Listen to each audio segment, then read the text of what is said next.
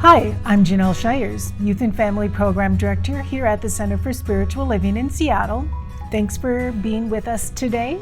We are talking about living in alignment with our spiritual truth this month.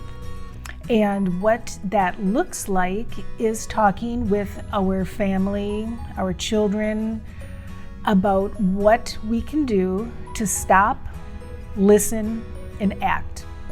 So if you're watching the online services or coming here in person, we are using our youth message to reflect what's also being discussed in the adult messages. So if you're here in the Seattle area, stop by for youth program, 11 a.m. on Sundays. And we have program for kindergarten and up. So today's lesson with our youth is really talking to them about being mindful, where we get very busy, life is hectic, school just started back up again. But before you get to a sense of overwhelm or losing what you're feeling inside, how can we just take a breather? How can we stop? How can we listen what's in our mind, what's in our heart? How can we connect with spirit? And then what does that look like in terms of taking an action?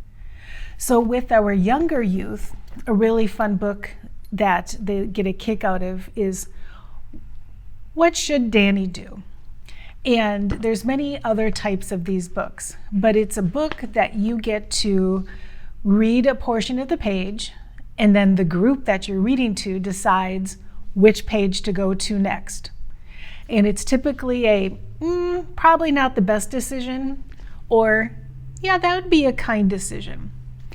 So in our youth program, we like to let them choose which path it goes, and we have a discussion around it and talk about what that decision might feel like.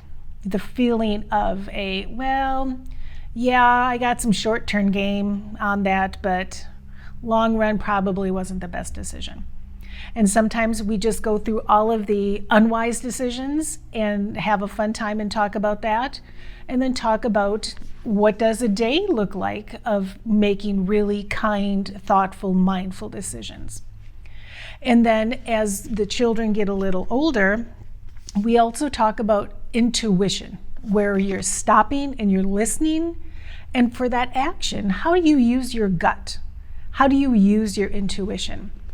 And just a fun way also, we have here at the center little spirit guide cards where they pick an animal. We just fan them out.